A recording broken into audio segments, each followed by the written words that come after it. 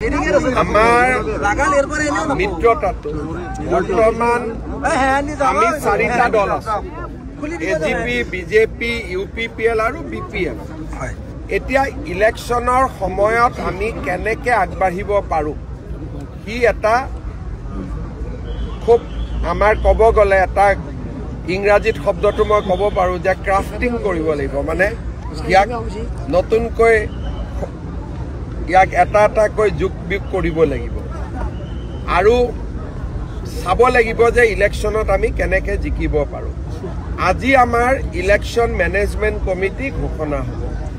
আজি আমাৰ মেনিফেষ্টো কমিটিও ঘোষণা হ'ব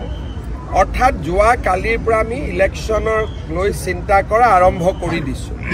কেণ্ডিডেটৰ ছাৰ্ভে আদিও অনুষ্ঠিত হ'ব এতিয়া আমি ইলেকশ্যনৰ বিষয়ে চিন্তা কৰা আৰম্ভ কৰিছোঁ এজিপিৰ লগতো অহা দুই এদিনতে আমাৰ নেতাসকলে আলোচনা কৰিব বিপিএফ ইউপিপিএলো আলোচনা কৰিব মই ভাবোঁ যে আমি খুব ভাল কৰি সুকলমে কৰিব পাৰিম কিন্তু প্ৰত্যাহ্বানটো অলপ অলপ থাকিব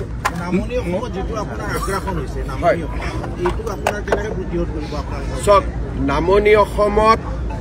প্ৰতিহত কৰাটো ৰাস্তা নাই মানুহবিলাকেতো একেবাৰে বহি ল'লে আমি আঁতৰি দিলোঁ প্ৰথম নতুনকৈ যাতে ক্ষতি নহয় দ্বিতীয়তে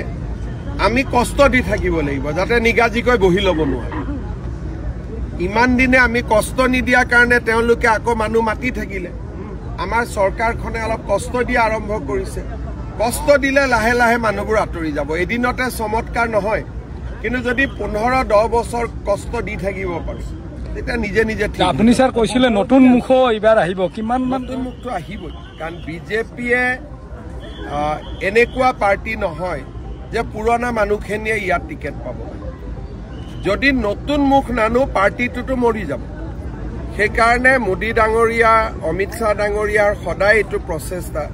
যে প্ৰতিটো ইলেকশ্যনতে 5ৰ পৰা 10জন নতুন মুখ পাৰিলে বেছি আৰু মই নিজে কমপ্লিটলি যুৱ প্ৰজন্মক ৰাজনীতিত অনাটো বিচাৰোঁ যুৱক আৰু মহিলা ৰাজনীতিত আহিব লাগে গতিকে মোৰ মনটো উদাৰ হৈ থাকিব ভাল কেণ্ডিডেট পালে আমি টিকট দিম পাপ কিহৰ পাপ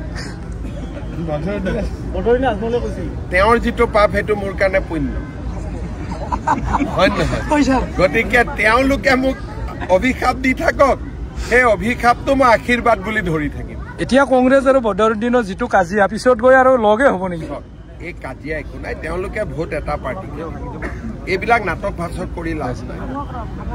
ন্যায় এটা পাৰ্টিকে ভোট দিব কাক ভোট দিব ইলেকশ্যনৰ সময়ত তেওঁলোকে সিদ্ধান্ত কৰি থাকিব কিন্তু তেওঁলোকে ভোটটোত নাভাঙে আমি ভোটবোৰ ভাঙি থাকোঁ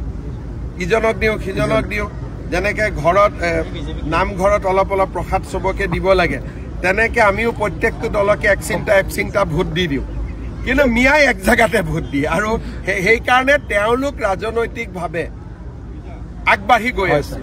এতিয়া আমাৰ মানুহখিনিকো লাহে লাহে মই বুজাই আছোঁ যে তেওঁলোক যদি একতা হৈ থাকিব পাৰে আমাৰো একতা লাগিলে ভোটটো যি পাৰ্টিকে দিবি গৈ থাকোঁ